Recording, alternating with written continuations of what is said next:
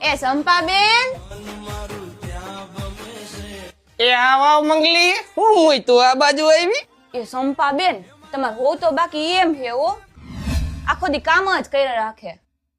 અને માણાની બાયુને તો જો કઈ કામ જ ન કરે, હાવ સંસ્કાર વગરની હોય.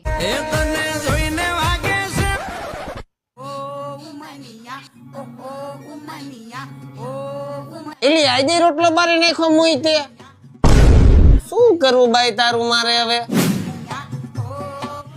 ઓય મોય, મને એક દી મારી નાખશે, આનું શું કરવું.